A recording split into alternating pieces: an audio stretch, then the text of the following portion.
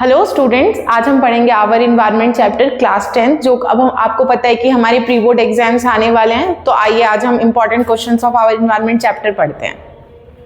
सबसे पहले देखेंगे कि आवर इन्वायरमेंट के कंपोनेंट्स क्या हैं। तो इसको याद करने के लिए एक ट्रिक है हमारे पास जो कि होती है WhatsApp। जैसे हम व्हाट्सएप कहते हैं ना, ऐसे या व्हाट्सएप करके याद कर लेना। तो ये हो जाएगा वाटर, एयर, सॉइल, एनिमल और प्लांट्स। तो ये हमारे कंपोनेंट्स हैं इन्वायरमेंट के, जो कि इन्वायरमेंट को बनाते हैं, इन्वायरमेंट फॉर्म करते हैं। तो आइए अब हम देखते हैं एक एक करके इंपॉर्टेंट क्वेश्चंस क्या है। सबसे फर्स्ट क्वेश्चन है हमारे पास कि व्हाट इज 10% लॉ। 10% लॉ हम किसे कहते हैं? तो 10% लॉ क्या होता है? जब भी कोई ऑर्गेनिज्म जो होता है वो खाना प्रिपेयर करता है तो वो आगे जो है वो सिर्फ 10% ही ट्रांसफर करता है, बाकी 90% जो है वो अपने पास ही रखता है। जैसे कि वो अपने लाइफ प्रोसेस को परफॉर्म करते हैं, जैसे डाइजेशन होगा, रेस्पिरेशन होगा, एक्सक्रीशन होगा और सर्कुलेशन होगा बॉडी में। तो सारे जो भी आपके डेली एक्टिविटीज होती हैं, लाइफ की ग्रोथ होती है आपके डेवलपमेंट होने के लिए, तो आप 90% एनर्जी यूज कर लेंगे और 10% ही आगे ट्रांसफर होगा। जैसे कि सूरज जो है यानी सन जो है वो सनलाइट जो प्लांट्स को प्रोवाइड करते हैं वो सिर्फ 10% करते हैं और अपना 90% रखते हैं। फिर प्लांट्स भी जो अगले कंज्यूमर को करेगा ट्रांसफर तो वो सिर्फ 10% करेगा। इसको ही हम 10% लॉ कहते हैं। देखिए यहाँ पे लिखा भी हुआ है, it states that only 10% of total food energy is transferred from one trophic level to the next trophic level and the remaining 90% is used in life process. Life process में यूज हो जाता है। Very less amount of energy is available to the last trophic level. जो last trophic level पर जो भी होगा उसके लिए ना बहुत कम अमाउंट ऑफ एनर्जी बचता है, इसलिए हम मैक्सिमम 3 से 4 ट्रॉपिक लेवल्स ही देखते हैं। आपके पेपर में ये क्वेश्चन आ सकता है। आइए अब हम नेक्स्ट क्वेश्चन देखते हैं। नेक्स्ट क्वेश्चन क्या है हमारा? Define biological magnification. तो बायोलॉजिकल मैग्निफिकेशन किसे कहते हैं? आपको जैसे कि पता है कि खाना जब मतलब बनता है, जो भी उगाया जाता है, तो उसके अंदर फर्टिलाइजर्स डाले जाते हैं, उसके अंदर पेस्टिसाइड्स डाले जाते हैं, उसके अंदर केमिकल्स डाले जाते हैं। तो क्या होता है, हर ट्रॉपिक लेवल पर जैसे जैसे आप ऊपर ऊपर जाते जाओगे तो हर ट्रॉपिक लेवल पर क्या होता है, उसका एक्यूमुलेशन होता है, उसका कंज्यूम करते हैं। तो इसको ही हम कहते हैं बायोलॉजिकल मैग्निफिकेशन। आइए देखते हैं। The concentration of harmful chemicals such as pesticides, fertilizers goes on increasing at every tropic level. Her tropic level पर ये बढ़ता जाता है। This is called biological magnification. Maximum concentration जो होता है इस केमिकल का वो ह्यूमन बींग्स के पास पाया जाता है, क्योंकि ह्यूमन बींग्स जो होते हैं वो सबसे ऊपर ट्रॉपिक लेवल को कंज्यूम करते हैं, इसलिए सबसे ज्यादा केमिकल्स जो होता है वो ह्यूमन बींग्स के लिए पाया जाता है।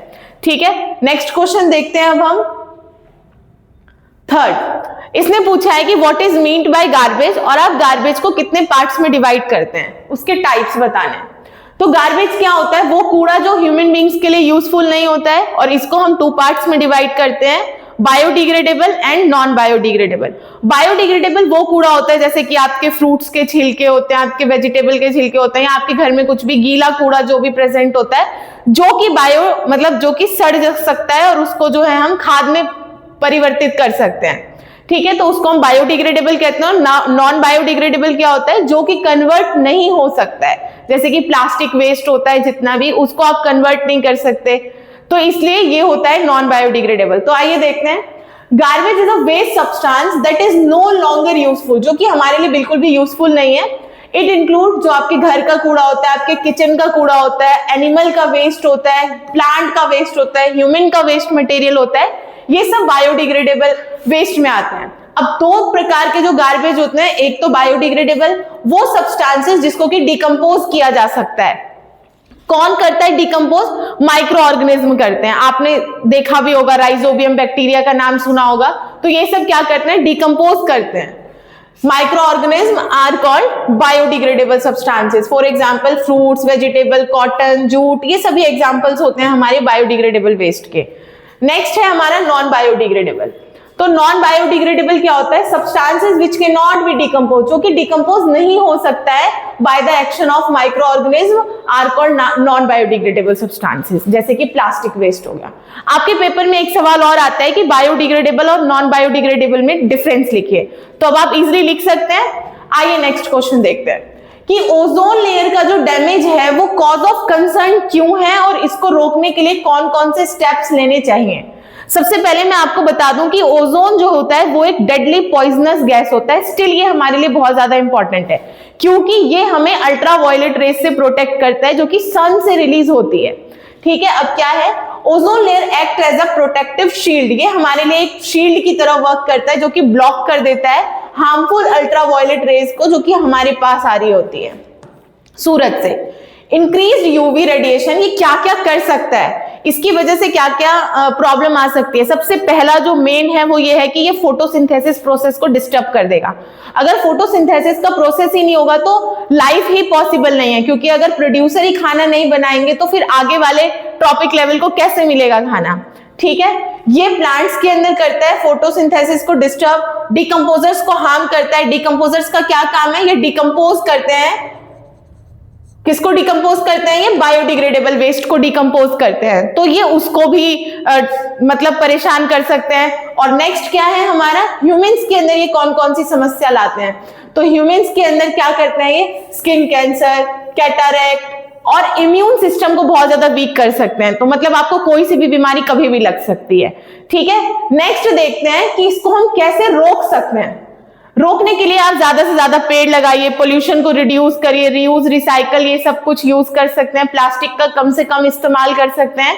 और इसके अलावा हम CFC को कम यूज करके, जैसे कि आप रेफ्रिजरेटर और AC का इस्तेमाल अगर कम कर सकते हैं तो उससे भी CFC रिड्यूस होगा।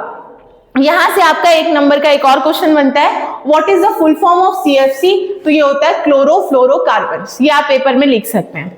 नेक्स्ट क्वेश्चन देखते हैं, what is a food chain and why is the flow of energy in an ecosystem is unidirectional. Ecosystem के अंदर जो फ्लो ऑफ एनर्जी है वो यूनिडायरेक्शनल क्यों होता है और फूड चेन क्या होता है। फूड चेन आप बहुत अच्छे से जानते हैं कि एक ऑर्गेनिज्म जो है वो दूसरे ऑर्गेनिज्म को खाते हैं, उसको हम फूड चेन कहते हैं। जैसे कि घास है, घास को खाएगा ग्रास होपर, ग्रास होपर को खाएगा मेंढक, मेंढक को खा लेगा सांप, सांप को खा लेगा बाज। इस तरीके से एक और आप ले सकते हो कि घास है, घास को खाया हिरन ने और हिरन को खा लिया शेर ने। तो इस तरीके से बहुत सारे फूड चेन्स एक साथ चल रहे होते हैं और इसको हम कहते हैं फूड वेब। तो पेपर में एक और क्वेश्चन भी आ सकता है कि डिफाइन फूड वेब और हाउ इट वर्क्स, इसका नेटवर्क पूरा एक्सप्लेन करने के लिए तो आप 2-3 एक साथ लिख सकते हो। ठीक है, तो यहाँ पर मैंने लिखा भी हुआ है कि food chain is a sequence of organism in which one consumes the other to transfer energy. जैसे कि ग्रास जो है इसको खाया डियर ने और डियर को खा लिया लायन ने। तो ग्रास क्या है, प्रोड्यूसर, जो कि प्रोड्यूस कर रहा है खाना खुद से। उसके बाद डियर क्या है, हार्बीवोर, और लायन क्या है, कार्बीवोर। आई होप आप लोगों को ये सारी चीजें क्लियर होंगी कि हार्बीवोर क्या होता है, कार्निवोर क्या होता है और ओमनीवोर क्या होता है। तो हार्बीवोर क्या होते हैं, जो ग्रीन प्लांट्स को खाते हैं उसको हम हार्बीवोर कहते हैं। कार्निवोर क्या होते हैं, जो मांस वगैरह खाते हैं, इसको हम कार्निवोर कहते हैं। और ओमनीवोर जो दोनों खाते हैं, जैसे ह्यूमन बींग्स हो गए, जैसे क्रो हो गया, जैसे कि बियर। ठीक है, आइए अब हम नेक्स्ट क्वेश्चन देखते हैं। ठीक है, सॉरी एक और चीज रह गई हमारी, तो क्या था ये कि ये यूनिडायरेक्शनल क्यों होता है। यूनिडायरेक्शनल ये इसलिए होता है, flow of energy is unidirectional as they can not reverse back, क्योंकि रिवर्स बैक नहीं हो सकता। कैसे, मैं समझाती हूँ आपको।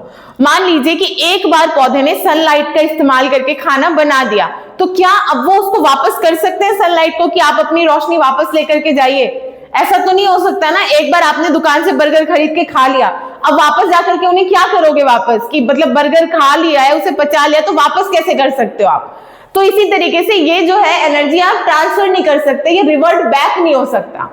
ठीक है, क्या क्या होता है हमारे ट्रॉपिक लेवल में, प्रोड्यूसर होते हैं जो कि खुद खाना बनाते हैं, प्राइमरी कंज्यूमर, सेकेंडरी कंज्यूमर और टर्शियरी कंज्यूमर, ये सारे हमारे कंज्यूमर होते हैं। प्राइमरी कंज्यूमर में आप हार्बीवोर को रखेंगे, सेकेंडरी में आप कार्निवोर को रखेंगे और टर्शियरी में आप ओमनीवोर को रखेंगे। नेक्स्ट क्वेश्चन है आपके लिए कि हम पॉन्ड्स को क्लीन नहीं करते और लेक्स को भी, लेकिन हम एक्वेरियम को क्यों क्लीन करते हैं। इसका आंसर आप मुझे कमेंट सेक्शन में बताएंगे। वैसे मैं फिर भी आपको एक बार हिंट दे देती हूँ, क्योंकि एक्वेरियम के अंदर, जो आप घर में एक्वेरियम रखते हो जिसके अंदर की मछली वगैरह रखते हैं हम, तो उसको हमें इसलिए क्लीन करने की जरूरत पड़ती है क्योंकि उसके अंदर डिकम्पोजर्स नहीं पाए जाते हैं जो कि डिकम्पोज करते हैं जो भी रिलीज होता है। तो वो लेक और पॉन्ड में ऐसा होता है, इसलिए हमें उसे क्लीन करने की जरूरत नहीं पड़ती, जबकि यहाँ पर ऐसा नहीं होता है एक्वेरियम में, इसलिए हमें इसे क्लीन करने की जरूरत पड़ती है। नेक्स्ट क्लास में मैं और इंपॉर्टेंट क्वेश्चंस के साथ मिलती हूँ। बाय जब तक के लिए।